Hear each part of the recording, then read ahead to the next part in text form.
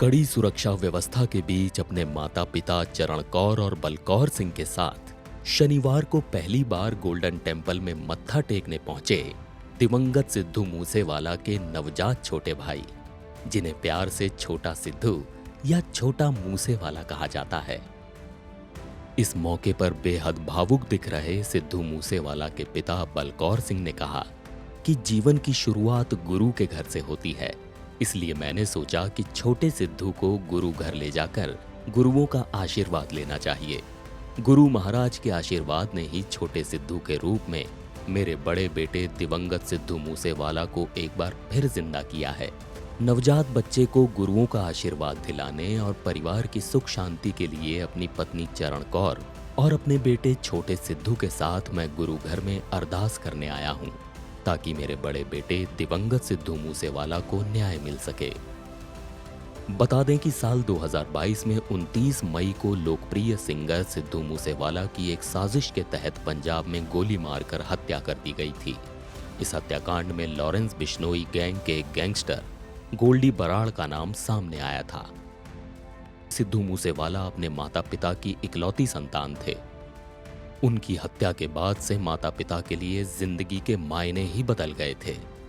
अपने इकलौते बेटे को खो देने का गम और उसकी यादों का अकेलापन झेलना तब उनके लिए बेहद मुश्किल हो गया था। इसलिए उन लोगों के भीतर एक बार फिर से संतान की चाह पैदा हुई। लेकिन उस वक्त मूसेवाला के पिता बलकौर सिंह की उम्र 60 साल और उनकी मां चरण कौर की उम्र 58 साल थी। ऐसे में संतान पैदा करना एक तरह से नामुमकिन ही था। डॉक्टर्स के मुताबिक महिलाओं के लिए उम्र के इस पड़ाव में पहुंचकर सामान्य तरीके से गर्भधारण करने की संभावना बेहद कम हो जाती है।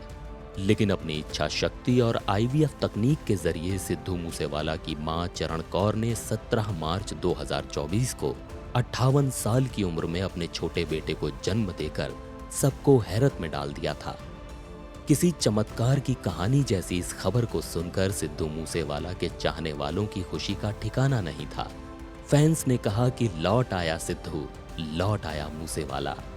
हालांकि 58 साल की उम्र में आईवीएफ तकनीक के जरिए बच्चे को जन्म देने का ये मामला विवादों में भी घिर गया था, क्योंकि केंद्रीय स्वास्थ्य मंत्रालय के नियमानुसार भारत में आईवीएफ ट्रीटमेंट के लिए महिला की उम्र अधिकतम 50 साल और पुरुष की उम्र 55 साल से अधिक नहीं होनी चाहिए।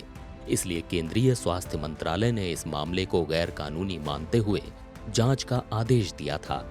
लेकिन जांच के बाद चरण कौर और बलकौर सिंह को इस आरोप से इसलिए मुक्त कर दिया गया था क्योंकि उन्होंने अपना आईवीएफ ट्रीटमेंट भारत में नहीं बल्कि भारत से बाहर किसी दूसरे मुल्क में कराया था। जिसके बाद चरण कौर ने राजस्थान के एक अस्पताल में एक बच्चे को जन्म दिया था, जिसे प्यार से छोटा सिद्धू या छोटा मूसेवाला कहा जाता है।